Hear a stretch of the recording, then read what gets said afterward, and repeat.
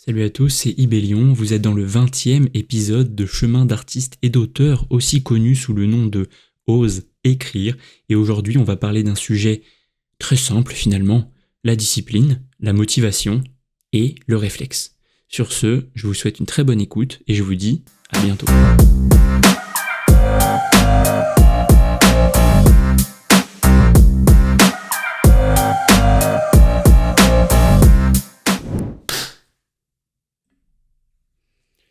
Coucou les amis.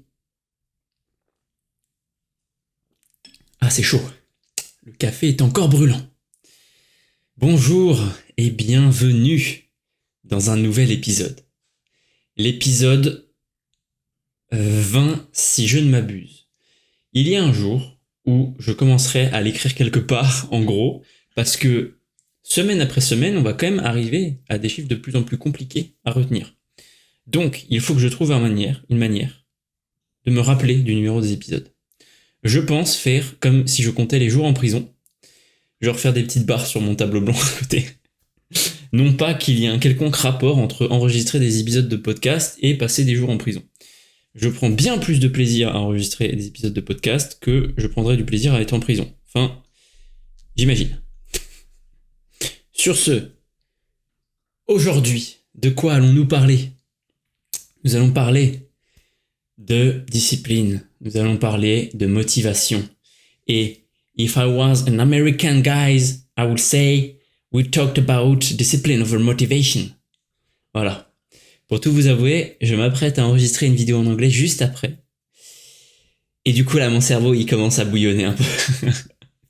Je suis en train d'inventer mes meilleurs personnages anglais, de prendre mes meilleurs accents pour me taper une immense barre après. Comme vous pouvez le voir aussi, petite ambiance bleue, on est toujours sur casquette Miami Dolphins, parce que évidemment, je vous ai dit qu'après j'allais enregistrer une vidéo en anglais, donc faire l'American Guys, donc forcément on met la casquette qui vient directly from Miami. Bref, on est aussi sous pull de la maison d'édition, j'adore ce pull. Pourquoi j'adore ce pull ? Ici on est un podcast de mode, je vous l'avais pas dit. Non, je rigole, on va se mettre à parler d'écriture, mais pourquoi j'adore ce pull ? Parce que noir, déjà. Donc, petit côté beau gosse mystérieux, t'as vu ? Parce que logo brodé sur le centre, un peu en gros. Voilà, on fait pas comme tout le monde. On n'a pas de truc dans le dos, on n'a pas de logo brodé sur le cœur, on n'a pas de lettres, on n'a pas... Voilà, paf, on a juste notre logo. Sobre. Il est... Voilà, tu le vois, tu t'interroges. Tu te dis... Qui est-ce donc ? Qu'est donc ce logo si mystérieux ? Bref, ça c'est la première raison. Deuxième raison, il est un peu loose sur les épaules, je ne sais pas comment on dit. Et j'aime bien ce côté un peu, t'as vu, voilà, je suis bien, tu vois.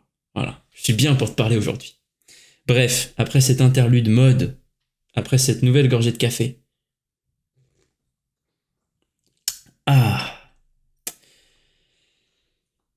On va parler de discipline supérieure à la motivation. Je vais te commencer par te dire un peu ce qui m'a fait penser à ces deux termes dans ma vie. Là où la première fois, en fait non, tout le temps, dans toute ma vie entière, la motivation, je l'ai toujours extrêmement sentie, à plein de moments différents. Dès que tu commences quelque chose de nouveau, dès que tu as une nouvelle idée, dès que tu te projettes avec cette idée, tu vois, tu as tout de suite cette espèce d'émulsion qui naît en toi et tu te dis « Ah putain, je suis vraiment... mon idée est géniale, je suis un génie. » Et tu as cette espèce de truc qui te crée du mouvement. Ça peut être une émulsion tout seul, une émulsion à plusieurs, bref, voilà. C'est aussi quand t'entends un truc qui te motive, tu vois. Ça peut être quelqu'un dans un podcast, t'as vu ? Ça peut être dans un film. J'ai plein de souvenirs comme ça, de films qui me motivent extrêmement. Si je devais garder qu'une seule scène, pour commencer et faire une petite parenthèse, je garderais la scène dans Rasta Rocket, où le chauve, désolé j'ai oublié son nom, grand big up à tous mes amis chauves, fait un discours à Junior et il lui dit « Tu vois quoi dans le miroir ? Tu vois quoi dans le miroir ?» Et j'ai plus exactement les termes, mais cette scène m'a extrêmement marqué et quand il part après pour aller tabasser le Suisse, parce que toute l'histoire part de là, t'as un truc, tu te dis putain mais ouais, moi qu'est-ce que je vois dans le miroir ? Ça motive ça. voilà des souvenirs très brefs et aussi très importants que j'ai vis-à-vis de ma motivation.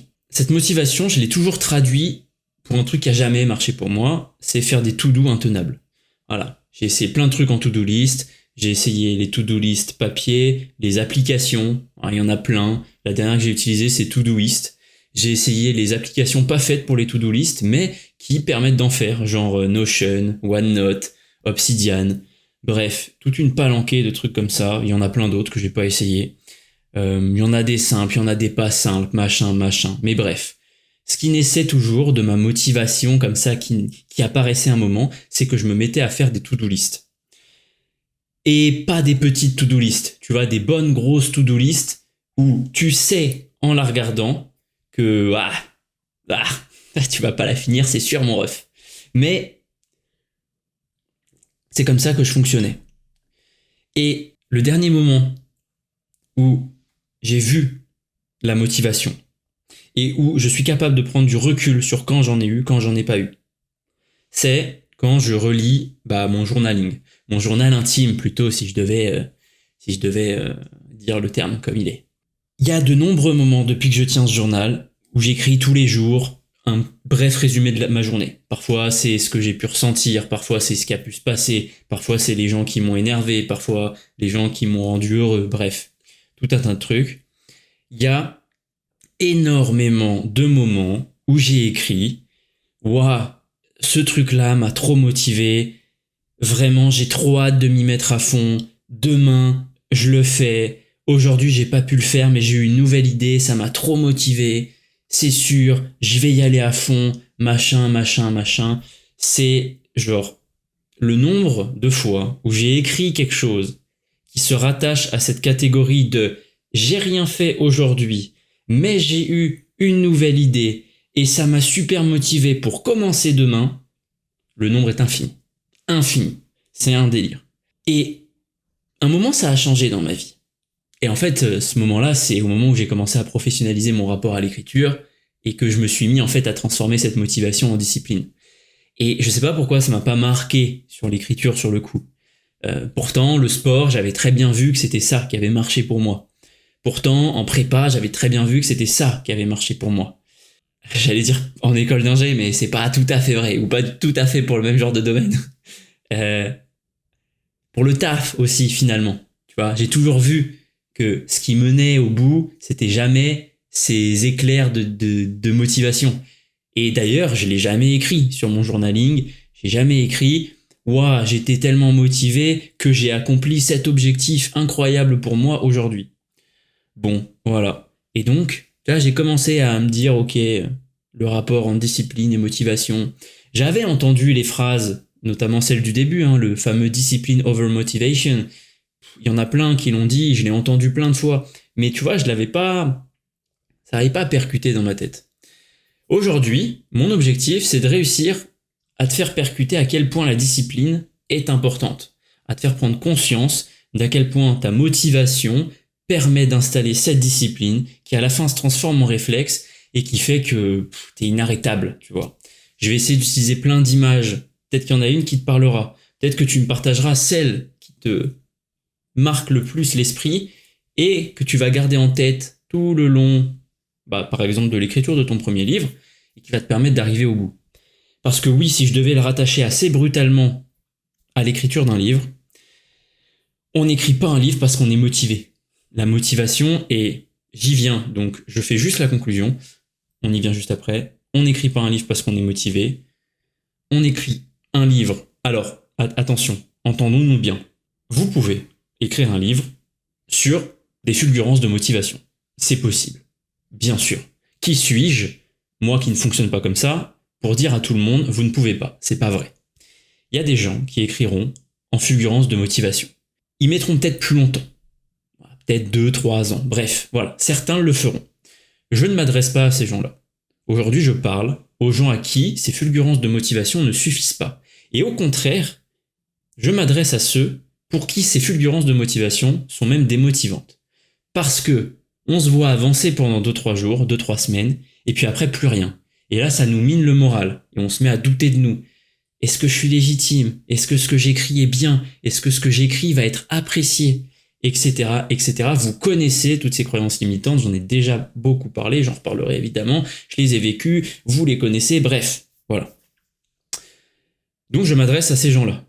Et mon objectif, j'ai perdu le fil. Voilà, je parle trop.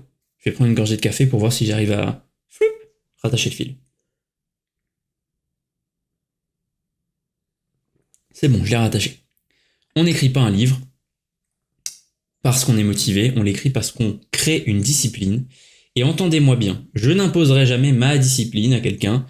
Moi, je suis partisan du on écrit un livre avec sa discipline. C'est le plus important à mes yeux. Et c'est toujours ce que je cherche à faire avec les gens que j'accompagne. La première chose qu'on explore, c'est OK. C'est quoi qui va marcher pour toi? Et là, on part en brainstorming coach, tu vois, que des questions ouvertes qui t'aident à explorer ta vie et toutes les solutions qui peuvent s'ouvrir à toi. C'est hyper puissant, j'aurais du mal à te le décrire plus que viens essayer. Donc, ta discipline, c'est ça qui te fait écrire un livre. Une fois qu'on a dit ça, ça c'est réellement la conclusion du podcast. Je pourrais m'arrêter là, je le dis tout le temps. Oui, bon après ça serait plus un podcast, ça serait un réel où je dirais on écrit un livre avec de la discipline, pas de la motivation. Aujourd'hui, on va explorer un peu tout ça. On va voir ce que c'est la motivation, ce que c'est la discipline, et pour finir, je l'ai écrit, hop, résumé, motivation, discipline, réflexe. Voilà. On va pas regarder les définitions du Larousse, je vais vous parler que de ce que instinctivement, pour moi, est la motivation, la discipline et le réflexe qui en découle. Voilà. Voilà pour le petit... pour les gens qui ont besoin d'organisation, voilà l'arbre qu'on va explorer dans ce podcast. C'est parti. La motivation. La motivation, la première métaphore qui me vient pour avoir ce fil rouge, motivation, discipline, réflexe, c'est vraiment le feu. La motivation, c'est l'étincelle. La motivation, c'est le déclencheur. La motivation, c'est l'émulsion, l'explosion. C'est deux trucs qui se rencontrent et paf, c'est les chocs à pic, tu vois. Quand on dit paf, ça fait des chocs à pic, c'est ça la motivation. C'est comme ça que ça naît, un peu par hasard. On ne sait pas trop comment. Il y a un déclencheur, paf, on est motivé. Et là, tout de suite, on a envie d'avancer. La motivation, c'est vraiment, pour moi, je l'associe au début du mouvement. Tu vois, c'est on est inerte, on est arrêté. Il y a un truc qui se passe dans notre vie, une phrase, un mot, une pensée, une lecture, ce que vous voulez. Et là, paf, ça nous crée un espèce d'élan. On a cette espèce d'énergie qui apparaît en nous, qui nous donne envie de nous déplacer. Parce qu'il faut qu'on la dépense, cette énergie. C'est ça qui nous met en mouvement. C'est l'excitation du début. C'est extrêmement excitant. Alors, je suis pas là pour vous faire un cours sur le fonctionnement intérieur. Je vous en parle que de manière instinctive, de manière énergétique presque. Il y a sûrement des études qui ont étudié justement, des études qui étudient. Il ne manquerait plus que des études qui étudient pas. Bref. Qui ont étudié le rapport entre motivation, dopamine, excitation, gratification instantanée, tout ça. Je sais qu'il y a des choses qui ont été faites. On n'est pas forcément pour parler de ça, mais la motivation, c'est ce truc-là. C'est cette excitation, c'est, je sais pas, si je devais encore le rattacher à un truc qui brûle, c'est genre un feu de paille, un feu de papier journal. Tu vois, c'est vraiment ce que tu utilises pour allumer un feu. Voilà. Sinon, ça peut être, je sais pas, dans une voiture, c'est le moment où tu démarres le moteur. C'est le début d'une boule de neige qui commence à... C'est quelqu'un qui lance la boule de neige, voilà. Puis ensuite qui va grossir au fur et à mesure qu'elle roule. Qu'est-ce qui peut me venir d'autre en tête? C'est le début du vol d'un oiseau. C'est se jeter dans le vide. Bref, on peut imaginer plein d'images. Café.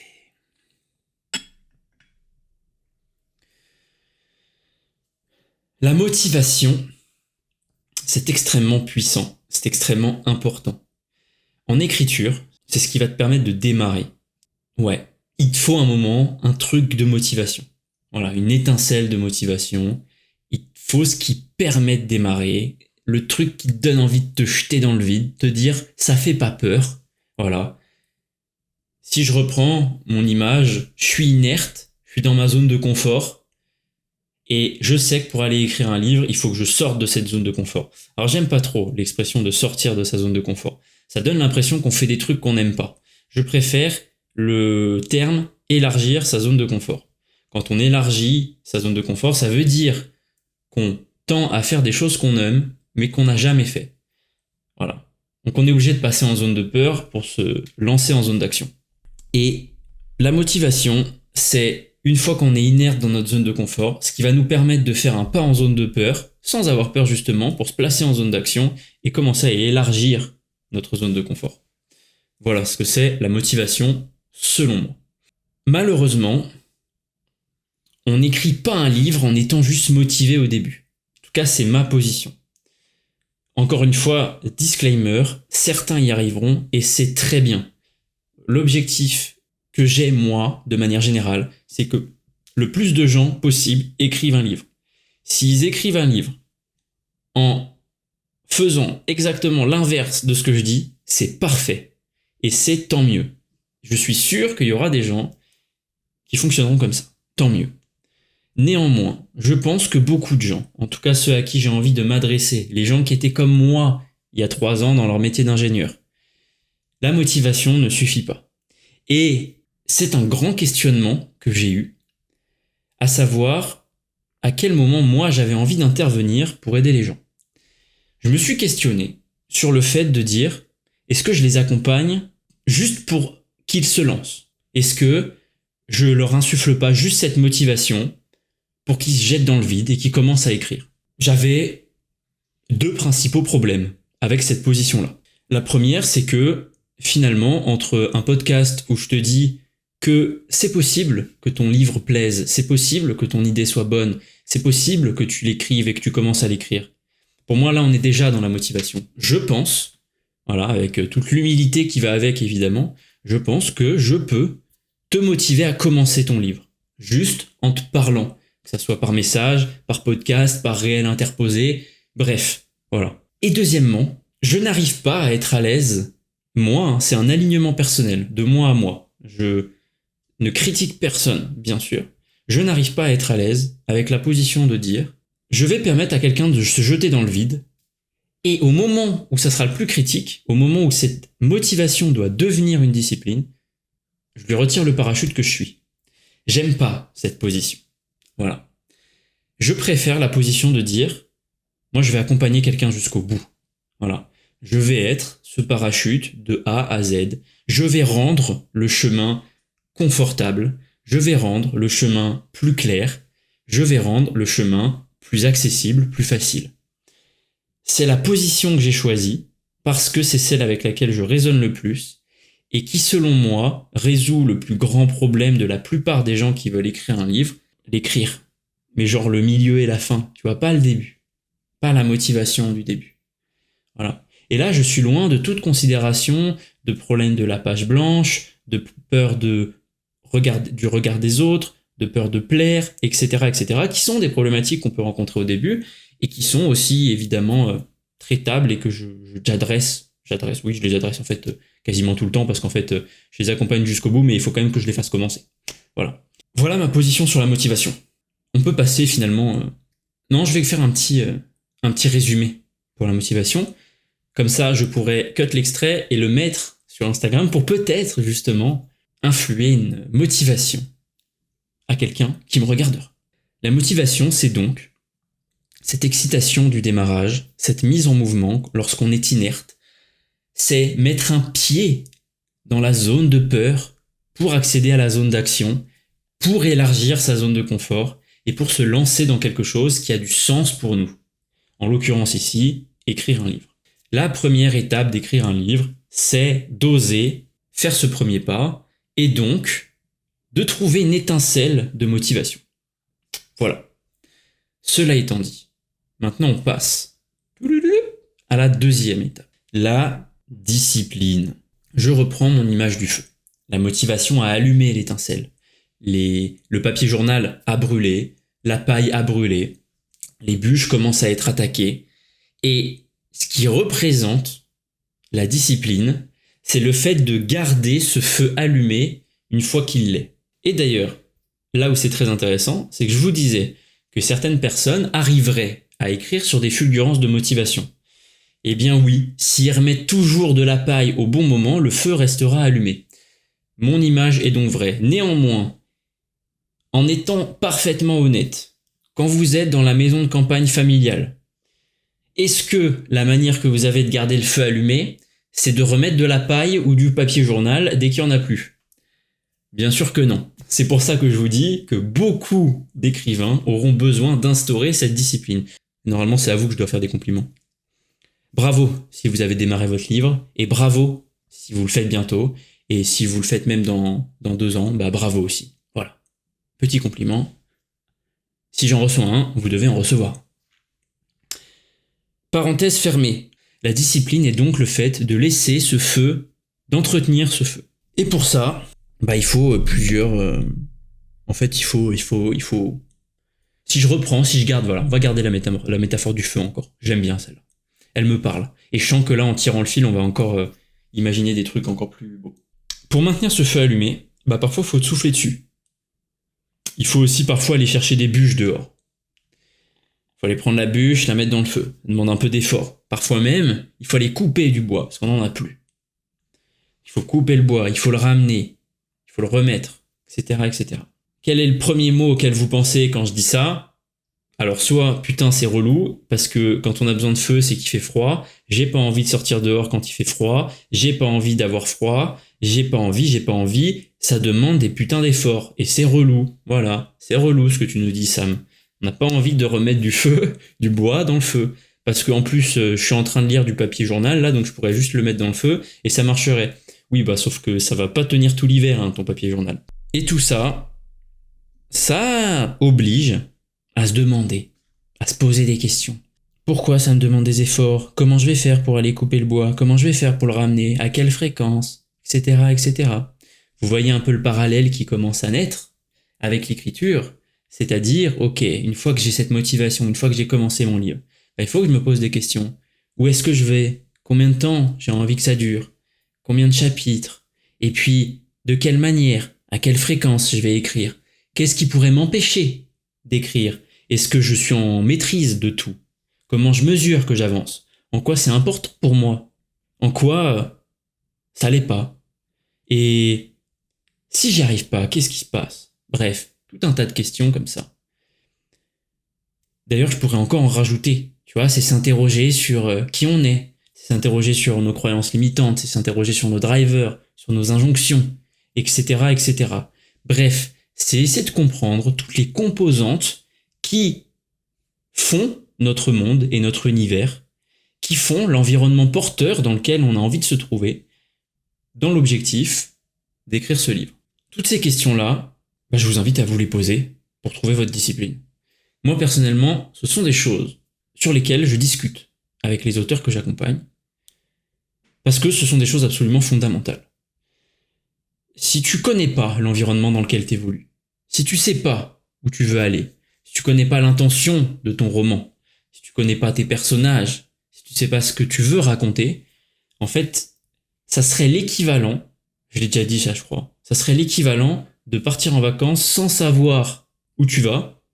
Ah non, c'est dans une vidéo, je sais pas si elle sera sortie au moment où j'enregistre ce podcast, mais pour la résumer brièvement, je dis, c'est l'équivalent de partir en vacances sans savoir où tu vas, et je dis que c'est un coup à se retrouver en Normandie, en plein été. Ce qui est quand même con. Et je peux me permettre, parce que j'y vais l'été en Normandie. Voilà, donc je sais ce que c'est. Et entre nous, c'est quand même parfois pas si mal. Voilà. Un été sur 5 où il fait beau. Bref. Pourquoi je disais ça, moi? Putain, c'est fou. À quel point hein, ça va vite dans ma tête. Enfin non, ça va vite. C'est plutôt que je me perds. Mais c'est important, vive la roue libre. Tu vois, laissons le chaos entretenir ce podcast. Je disais, si je te rattache à notre exemple du feu, ça serait l'équivalent de commencer à aller chercher du bois sans savoir où il y a des arbres. Quand il fait -5, qu'il neige, et que mamie qui prépare le repas avec papy commence à avoir froid parce que le feu commence à s'éteindre, vaut mieux savoir où il y a des arbres et vaut mieux se dépêcher. Voilà. Voilà pour la petite parenthèse. C'est pour ça que trouver sa discipline, pour moi, selon moi, c'est si important. Et pourquoi on fait les choses dans l'ordre? Pourquoi j'ai dit discipline, puis ensuite la motivation? Parce que ça viendrait à l'idée de personne de rajouter des bûches dans un feu pas allumé.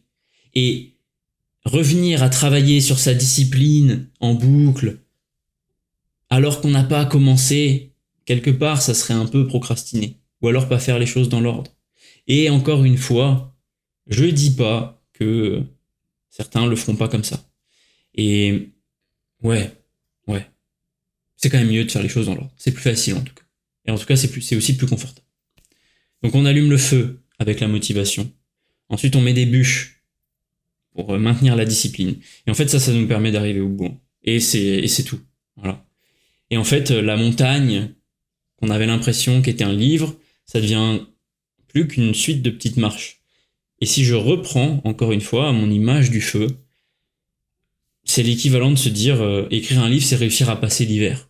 Voilà. Ben, il suffit qu'on ramène une bûche tous les jours de l'hiver. Et donc, quelque chose qui paraît être 6 mois est en fait une succession de jours uniques. Vu comme ça paraît bien plus facile. Et quelque part, mettre une bûche tous les jours dans un feu, c'est plus facile. Voilà. J'ai dit 2 fois le mot facile, non? C'est pas grave. L'enjeu n'est donc plus que de se rappeler, finalement, qu'on a cette bûche à aller chercher. Ce truc-là, ça peut prendre des tas de formes. Voilà. C'est aussi quelque chose que je véhicule et que j'ai envie de prôner, à savoir que chacun va trouver sa méthode pour réussir à ne pas oublier d'aller chercher cette bûche. Et parfois, c'est extrêmement con. Hein. La plupart des cas que je vois, il suffit juste d'un message en disant « Hey, salut, comment t'as avancé cette semaine ?» Ça, généralement, ça suffit à que la personne à qui t'envoie ce message, hop, prenne une bûche et la mette dans le feu. Voilà. En tout cas, c'est ce que je remarque et ça marche extrêmement bien. Voilà ce que j'avais à dire sur la motivation. On a fait la discipline, on a fait la motivation. Ben, on peut passer au réflexe, tu vois. Finalement, c'est ça le plus beau après. Et le réflexe, en fait, il n'y a pas tellement de secret. Le réflexe, c'est une discipline qu'on a oubliée. C'est quand on se pose même plus la question de se dire « Ah, il faut que j'aille chercher une bûche ». C'est devenu dans notre routine. C'est devenu, quand on voit qu'on n'a plus que 3 ou 4 bûches, hop, on en ramène une. Comme ça, on en a toujours 5. Ouais, il n'y a pas tellement plus à dire sur le réflexe. Le réflexe, c'est une discipline qu'on a tellement pratiquée qu'à un moment, on se pose même plus la question. On agit sans conscience. C'est un peu le fameux cycle. Au départ, on est inconscient d'être inconscient, puis on devient conscient d'être inconscient. C'est là qu'on commence le système d'apprentissage. Voilà. C'est là qu'on lit des livres, c'est là qu'on va demander de l'aide à quelqu'un, c'est là qu'on se forme, c'est là qu'on est coaché, etc., etc. Puis ensuite, on est conscient qu'on est conscient. Là, c'est le moment où, justement, la discipline, elle est installée. Voilà. Et on doit parfois recevoir un message pour se rappeler qu'il faut qu'on la fasse. C'est une notification sur le téléphone qui nous rappelle de le faire. Bref, tout un tas de choses, tout un tas de solutions. On peut imaginer plein de choses, le gamifier, pas le gamifier, l'écrire, le dire, le lire, bref. Il y a 1 milliard de solutions, 1 milliard d'options. Et la 4e étape, c'est d'être inconscient qu'on est conscient, en fait. Et c'est ça le réflexe. C'est d'avoir élevé son niveau de conscience et que c'est tellement imprégné en nous qu'on le fait de manière sans y réfléchir, tu vois. Je sais pas, il y a sûrement plein de choses comme d'exemples dans votre vie. Si je devais me donner, moi, un exemple pour moi, au départ, quand je me remets à écrire, c'est le moment où je prends conscience que j'étais inconscient, que j'écrivais pas, et que c'était ça mon rêve, et donc il fallait que je commence à faire ça. Là, ça a été extrêmement dur. Pendant très longtemps, j'arrivais pas à écrire. C'était très sporadique, c'était très... Voilà, je le faisais pas très souvent. Et puis vient un moment où là, je commence à le faire. Donc là, j'agis en conscience, je me le rappelle. Tu vois, j'ai une pote qui me challenge, qui me parle justement là de ce bouquin où il fallait écrire une histoire par jour, qui me force entre guillemets à commencer. Je commence, puis j'y prends goût, puis j'en fais une, deux, trois, quatre. J'arrive à la fin de l'année, j'en ai écrit 365. Je peux vous dire que l'année d'après, il n'est plus question d'oublier. Il n'est plus question d'oublier de le faire. Et là, je m'astreins à le faire. Et donc, je suis encore dans le côté conscient. J'ai besoin d'un rappel qui me dit fais-le, fais-le, fais-le, fais-le. Maintenant, je peux vous dire, c'est la 3e année que je le fais. La question se pose pas. Je me lève le matin, la première chose que je fais, c'est j'écris l'histoire aléatoire du jour. C'est un réflexe. C'est devenu un réflexe. Ça me viendrait pas à l'idée d'oublier ça. Voilà. Et c'est aussi simple que ça. Il m'a fallu 2 ans pour développer ce réflexe d'écrire tous les jours. Mais voilà, c'est ça le réflexe.